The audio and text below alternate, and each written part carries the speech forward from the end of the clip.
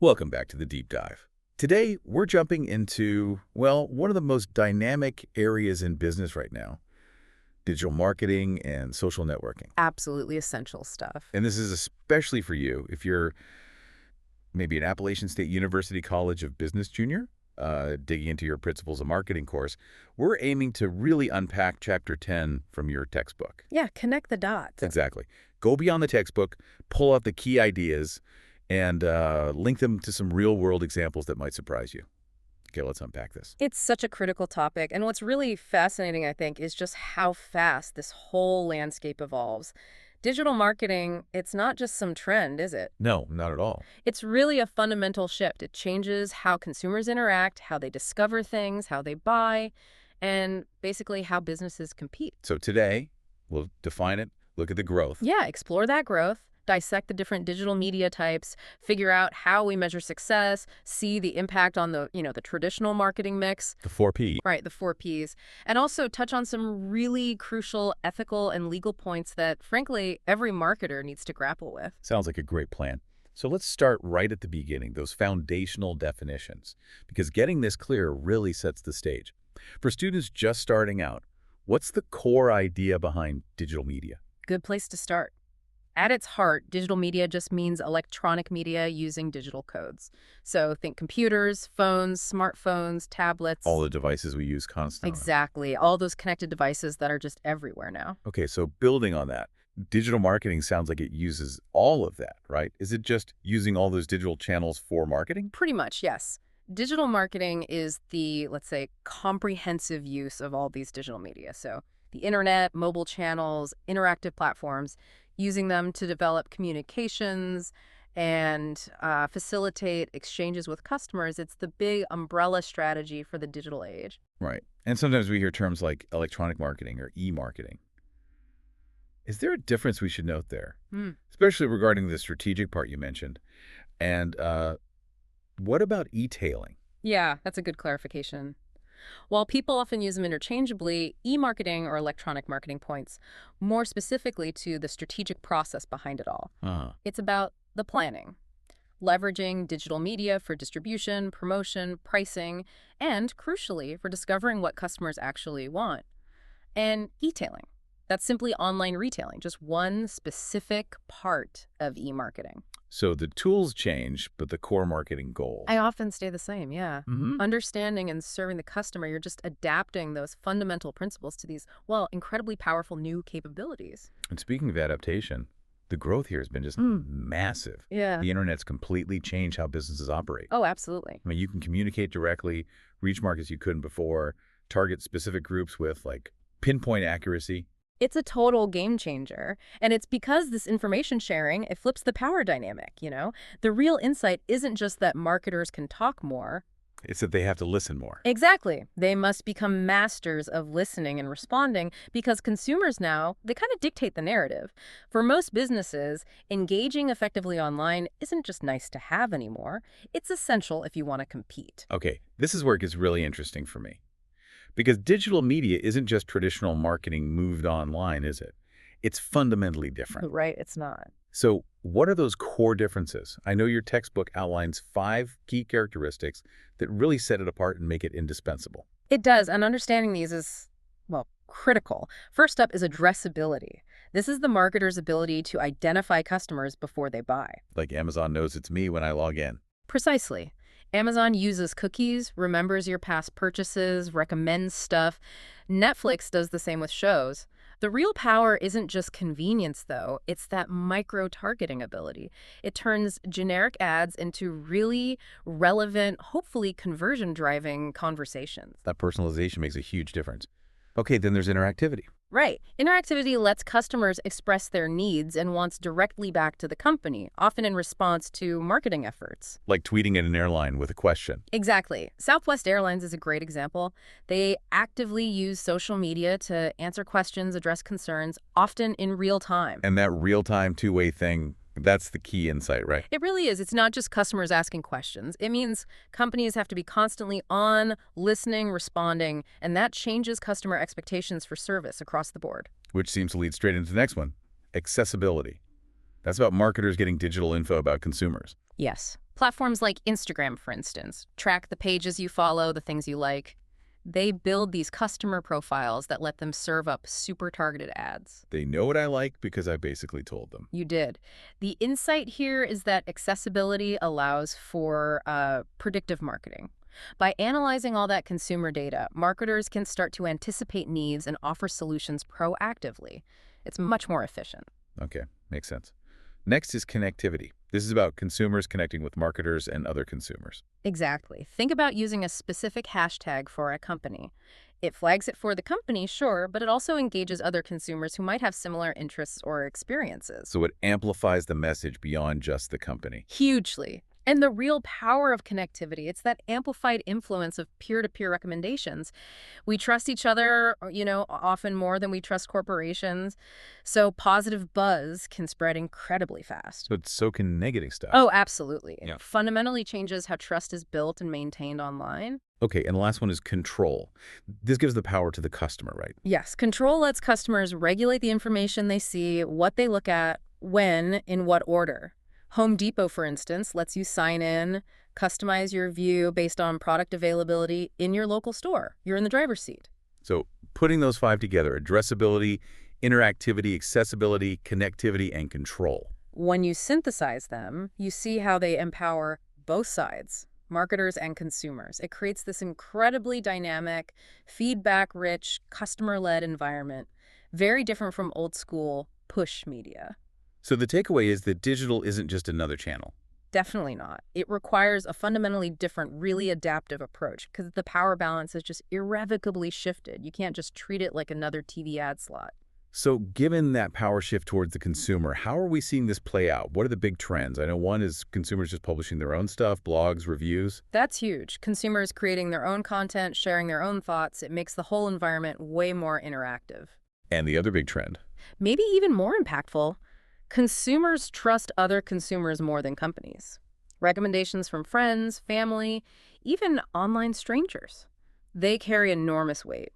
Smart marketers get this. They don't just broadcast anymore. They try to join the conversation, address problems, build relationships in those digital forums. Okay, let's dive into some specifics then. What about social networks? We all use them. How do marketers see them? Well, a social network is basically a site where you create a profile, connect with others, share info, right? For marketers, they offer just incredible opportunities. Like advertising revenue for Facebook or Instagram. That's part of it, definitely. As user numbers explode, the ad dollars follow. But it's also about the sheer reach. Facebook and Instagram are dominant globally, hitting broad demographics. Marketers use them heavily for relationship marketing, encouraging likes, running contests, trying to build loyalty. Zappos is a classic example here, isn't it? Their whole social media vibe isn't rigid. It's driven by their core values, like delivering happiness. Exactly. They do things like Fan of the Week. They're active on Facebook, Twitter, YouTube, Pinterest. It's all about fostering genuine word of mouth and real relationships. It feels authentic. It's building community, not just pushing shoes. Right. Then you have platforms like Twitter, now X, that's more micro-blogging, great for quick customer service interactions or getting publicity out fast. And LinkedIn for the professional world. Absolutely. Still the top networking site for professionals. Companies use it heavily for brand awareness, especially B2B, and for corporate recruiting. You mentioned IHG earlier, Intercontinental Hotels Group. Yeah. They strategically use LinkedIn for their Kimpton Hotels brand, which targets business travelers. It's a direct line to that specific professional audience. Makes sense. Okay, moving beyond social networks. What about blogs and wikis? Blogs, these web journals, seem to give consumers a lot of power. Immense power. Companies just can't control what bloggers write. Get a glowing review on a popular blog, your sales can skyrocket. But the flip side... The flip side is a negative review can go viral and do serious damage. It forces companies to pay attention, to respond, maybe even start their own blogs to manage their reputation. Like Dollar Shave Club's blog. I heard about that. Yeah, they have an educational blog with grooming tips, fitness guides. It's smart content marketing. It's not just selling razors. It's engaging customers, building loyalty by offering value beyond the product. Makes them a trusted source. And wikis, like Wikipedia. Collaborative sites where users add or edit content. Right. Wikis are powerful for shared knowledge, but they come with challenges too, like potential vandalism or negative edits on a company's page. So companies watch those closely. They have to. They monitor wikis for consumer sentiment. Some even use internal wikis for projects. It's another way to tap into what people are really thinking, unfiltered. Okay, so we've talked text and profiles. Oh. What about visuals and sound? How are media sharing sites, photos, videos, podcasts being used? The global reach here is key. Take video sharing sites like YouTube. Companies upload ads, sure, but also informational videos, how-tos. They try to tap into that viral potential. And they sometimes use videos people make themselves, right? Yeah, leveraging user-generated content, it can save a fortune on ad production costs and often feels more authentic. Dollar Shave Club, again, that hilarious viral YouTube video that basically launched their brand. Oh, yeah, that was legendary. It showed you didn't need a huge budget if you had a clever idea. Exactly, pure viral genius. Then you have photo sharing like Pinterest or Instagram. Pinterest is interesting. That visual bulletin board style lets marketers convey brand emotions and drive purchases through really appealing imagery. And podcasts, like this one, sort of. Right. Downloadable audio or video. Super convenient for listeners. Companies use them to maybe demo products, build brand awareness, foster loyalty. Dollar Shave Club, they have a weekly podcast too. Another touch point, another way to build that connection. It's all about engagement, isn't it? Now, what about the device that's probably in everyone's pocket right now? Mobile marketing, apps, and widgets. Mobile is huge. It dominates how we access digital networks now. And mobile marketing is effective because it's always with the consumer, and it's incredibly personal. So what tools are we talking about here? SMS. Yeah, SMS texts, multimedia messages, mobile ads, mobile-friendly websites, location-based networks, and of course apps. Apps offer amazing convenience and cost savings. Price comparisons, discounts. Exactly. In-store discounts, loyalty rewards. Think about QR codes linking you to info or mobile payments like Google Wallet, totally changing how we shop. I use those all the time. IHG, you mentioned their hotels. Yeah. They have an app for reservations, directions, discounts, right? They do. And retailers like Best Buy use their digital marketing and apps to support what we call omni-channel retailing, making the experience smooth, whether you're online or in the physical store. It really shows that push-pull dynamic. Where consumers pull the info they need via mobile. Exactly. And briefly, widgets, those little bits of software you can add to websites or devices. They might show news headlines or games or company updates. Another subtle way to build relationships and spread awareness. This all leads to a really crucial question. Monitoring and measuring success. You said consumers have more control. It's a pull medium. So marketers have less control over who sees what. How does that change how they measure things? It means traditional reach metrics aren't the whole story. While negative feedback hurts, positive customer feedback is like gold. It's often seen as more authentic and trustworthy than anything the company says. So you have to track what people are saying. You absolutely have to monitor and evaluate your digital efforts constantly. Otherwise, how do you know if what you're doing is actually working? How do you know if your resources are well spent? So how do they know? We hear about KPIs, key performance indicators. Exactly. KPIs are vital for real-time measurement. We're talking about metrics like the number of likes on a post, how many shares it gets, the overall reach, the engagement rate. How many people actually interact? Right. Then there's click-through rate, CTR, for ads, how many people click versus just see it. And the ultimate goal for many, conversions. Did they sign up? Did they buy something? And tools like Google Analytics help track all this. Hugely important. Google Analytics monitors millions of websites. Its dashboard gives you insights into real-time activity, who your audience is, how they got there, acquisition, what they do on your site, behavior, and crucially, conversions. It lets you see the whole customer journey and tweak your campaigns. Okay, so with all this digital transformation, what does it mean for the classic marketing mix, the 4 Ps? Product, distribution, promotion, pricing. It feels like digital is essential now, especially as internet use grows globally. It absolutely redefines them. You have to constantly reevaluate, take product considerations. Digital media lets you add service layers to existing products, or even create brand new online-only products. Like subscription boxes. Yeah, like Ipsy, the beauty subscription service. They differentiate heavily through their digital experience. Plus, consumers can access so much product info now. It forces companies to constantly upgrade and innovate just to keep up. And distribution. Digital is a whole new channel, right? It's a huge one. It increases efficiency, can lower costs, speeds things up. Think about site-to-store services, like ordering from Walmart online and picking up locally. It's all about that seamless omni-channel experience, getting the product to the customer how and when they want it. Then promotion. You said this is where digital really shines. Arguably, yes. It allows for incredibly creative approaches. You get massive brand exposure potential, plus the ability to run highly targeted, personalized campaigns. Imagine getting a discount alert on your phone just as you walk past a store. That's powerful. Very. And IHG, for instance, uses its digital and social media to influence literally all stages of the buying process, from making you realize you need a hotel room, to helping you choose, to supporting you after your stay. It's about being there at every touch point. Okay, finally, pricing. Price is usually the most flexible P. How does digital affect that? It amps up the flexibility and the pressure. Digital gives consumers instant access to prices from countless competitors. So it fuels both price competition, who's cheapest, and non-price competition. How else can we stand out? Because you can't always win on price alone. Exactly. You need to differentiate based on quality, service, brand image, something else. Think about daily deal sites like Groupon or stores selling directly through Facebook. It makes pricing incredibly transparent and competitive. Wow. Okay. This leads us to a really critical area, though. The ethical and legal issues.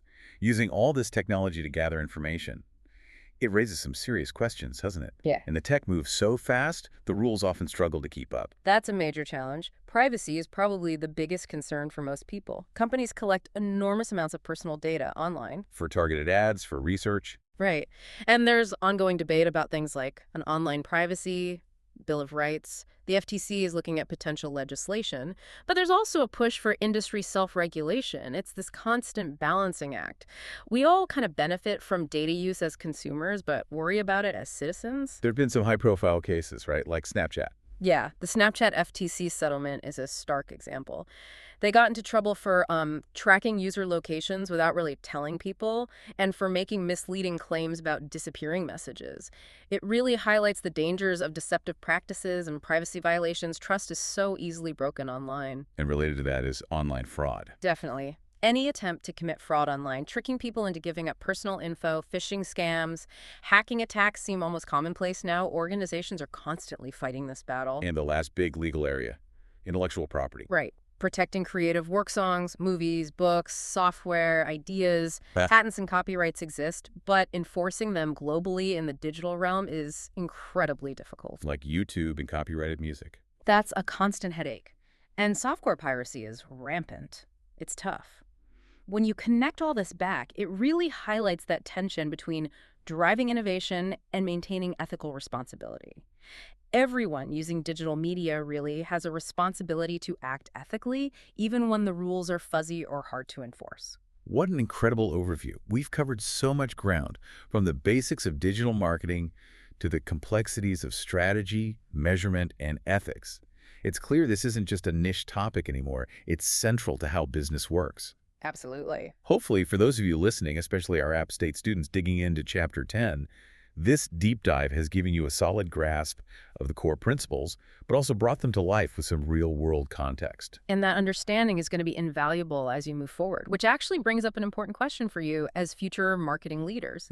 Given this breakneck pace of change we've discussed and all the ethical complexities, how do you see technologies that are just emerging now, things like AI, maybe augmented reality, how do you see them transforming digital marketing and what consumers expect in, say, just the next 5 years?